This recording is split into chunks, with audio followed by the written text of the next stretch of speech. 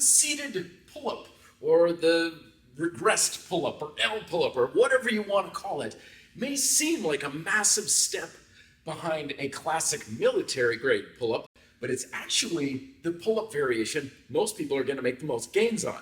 And there are several reasons for this. The first of which being that it's really hard for a lot of people to adequately dial in the technique and tension control when they're going with their full body weight. See, full pull-ups are great, but you often get this kind of thing where the shoulders are hunched up and they're forward and kicking up and they're kind of squirming and worming, all to get a good maybe 3 to 4 repetitions. And that's great when you're really trying to focus on the strength end of the tension and resistance or endurance spectrum, but it's something that gets people locked in a lot of the what I call calisthenics rut, where you're kind of stuck doing the same technique with the same resistance and the same level of proficiency indefinitely. And it's really hard to make any sort of progress, either by adding repetitions, by working with better tension control, or improving the stability and proficiency of the exercise.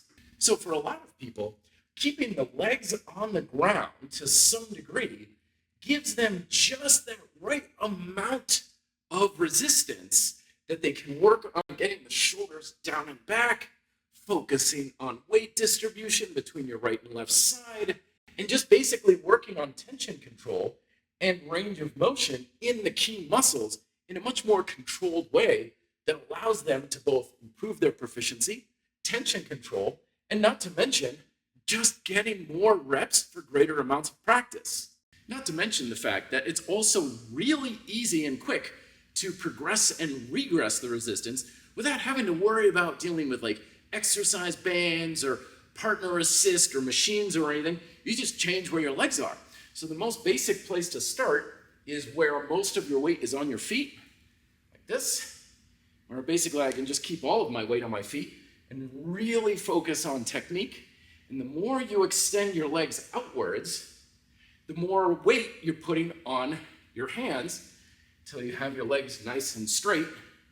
Being mindful not to lift your hips up, because it's not a bad thing, but it just turns it into a row, which kind of is the same thing, but it does defeat the purpose if we're bucking our hips up versus keeping our spine nice and vertical.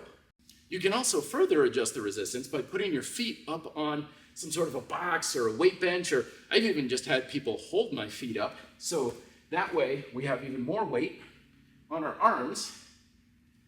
You can progress further with a cross angle, which makes it significantly harder.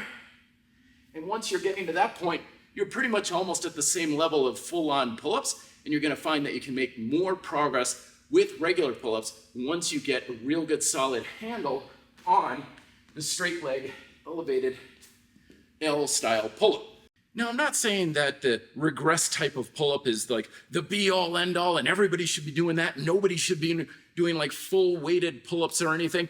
I'm just thinking it should be more in our training repertoire, using it for warm-up, using it for drop sets, using it to get better practice, and not getting so caught up on this is the one way we do pull-ups, whether they be seated, L-style, or full-on pull-ups. We want to expand our training repertoire so we have a greater range of difficulty, which is the key to busting out of plateaus and not getting caught in that calisthenics rut.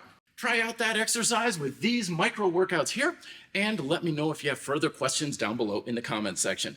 Best of luck in your pull-up training. Till then, be fit and live free.